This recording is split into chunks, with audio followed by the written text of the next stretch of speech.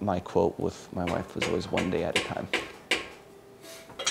75% of this came from us.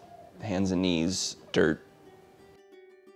You don't know what you can do until you just do it. It was September 7th, 2011. I had come home from work. Dillon and I both worked at Tommy's on the east side, and we switched vehicles. And when I got home, our house was already pretty well blazing, and some neighbors were helping to put the fire out with some hoses we had in the backyard. And you know, after losing everything we had inside, we had to figure out where do we go from there. So we decided that was it, and then we started searching and did whatever we could to find something, and it was definitely not easy, but we found this little hidden rough diamond to start taking our own shape. Well, at first, actually, we wanted to just take the whole structure down. The walls had black mold on all of the drywall that was inside. Everything was soaking wet from being exposed, and it was kind of like, you know, let's just let it go and we'll build a straw bale house. Then it turned into, like, no one in this county understands straw bale or wanted it to be built, and so such a method that had been around for 100 years, but apparently just not conventional enough. It was like everyone wants to just build you a stick-built house, and that was all you can find. So through our general contractor in the city, we kind of made up a hybrid method, as they like to call it, and we took straw, clay, and water, and we packed that into the surfaces of the wall for insulation and thermal mass. I think that ended up taking us about 4 months. It's easy, but it's very hands-on and intensive work. And in an 1,100 square foot home with 14-foot vaulted ceilings. And then on top of the straw clay slip, as it's called, we then did a lime plaster, which sits on 8 inches of blown-in cellulose.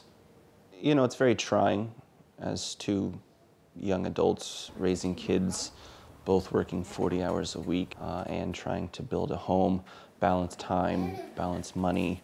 So we wanted to reuse everything as much as possible. A couple of my favorites is the hardwood floors were actually covered by carpet. And so as we began to tear things up, we found these fantastic wood floors, which was a great save. We knew all we were going to do is resand them and refinish them. I searched wood floors, wood patterns, ways to do wood, ways to do floors. I came across paper bag floor, and I thought that's a really cool way to use paper bags. And so 2 of the bedrooms are paper bag floors, which I painted on, and then we polyurethaned the whole thing, and they're really like great, awesome looking floors. Everybody out there conventionally was like, you can't do that. You can't have it. You can't have rocks in your house. You know what? I have rocks in my house, and I love them. They make me feel like I am in a comfortable outdoor, indoor feel of my home, and I love it. You always say, we're remodeling. Oh yeah, I remodeled a home.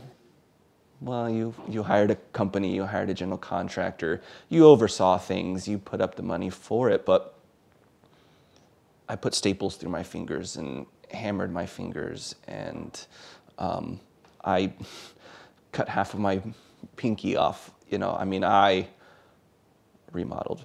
Trish remodeled. My dad remodeled. Got our Haggerty sign.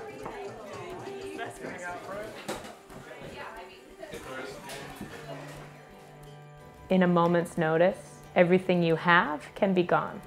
But it is the people that are in your life, the family that you have, the connections that you make, the real time that you spend building that life.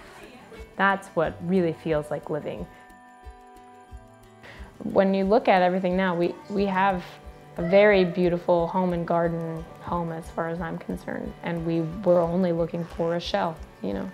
And so we came out, through the struggle, definitely, we came out on top.